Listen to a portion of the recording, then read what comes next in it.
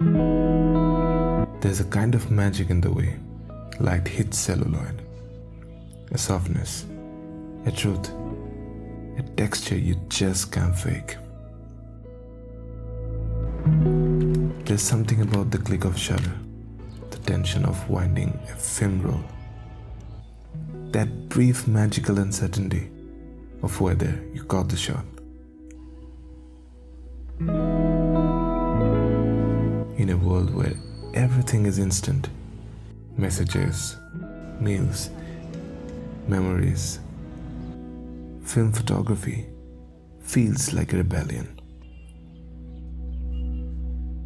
But how difficult is it to chase green in today's pixel-perfect world, especially in India? Before you even think of getting into this crazy endeavor, the first thing you will need is a film camera. Usually one of these three types: an SLR, a rangefinder, or a point-and-shoot camera. Without getting into too much detail, maybe a topic for another video, your best bet is to get yourself a manual interchangeable lens SLR. This is what I am rocking these days, a Minolta SRT Super with a 28mm f2.8 lens. But here's the kicker. Why do you even find these things? It's honestly a full-on scavenger hunt. Few cities like Kolkata, Bangalore and Mumbai still have these tucked away camera shops selling used old film gear.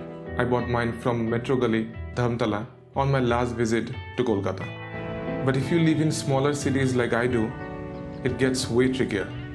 Most online sellers here list their prices way too high for cameras that are half as good as what you'll find in Japan, USA, or even Europe. Even stores in Thailand and Vietnam has better options. And don't even get me started on medium format cameras.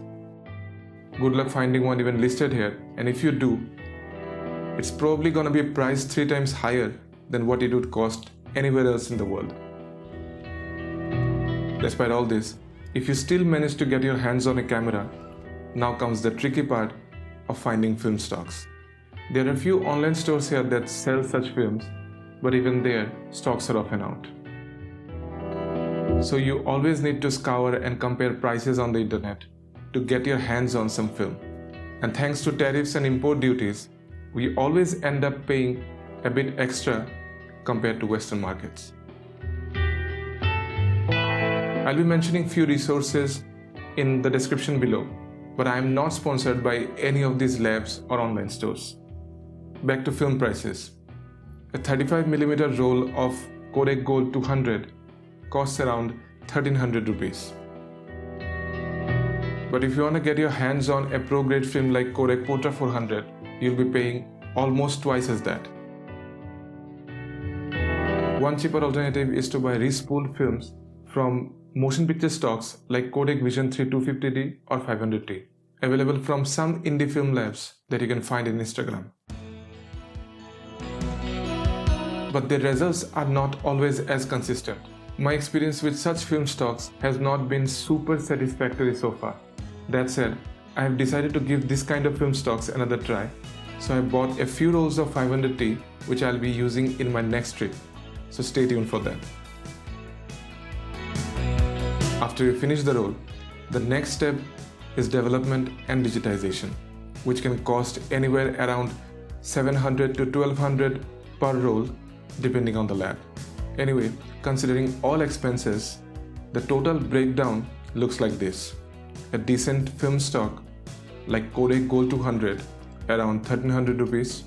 Let's say development and digitization is gonna cost you around 700 rupees at the very least.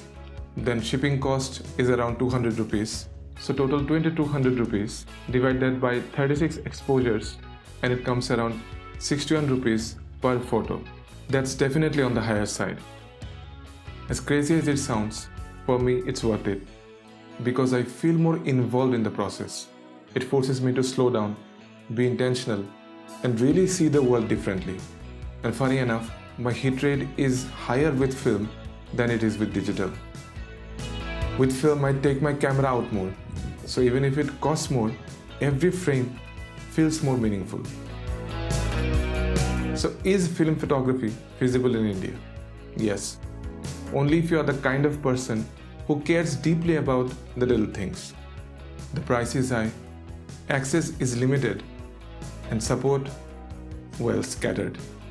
And you'll probably be more impatient waiting for your scans than you ever were for your exam results in college. And the usual annoyances, objections, and the wide-eyed looks that we get for holding a camera is still the same with film as it is with digital. Nothing we can do about that. Film photography in India is not convenient. It's not mainstream, and it might never be cheap, but it's raw and real. And it's absolutely worth it if you're in it for the right reasons. Because sometimes the limitations make the process more meaningful.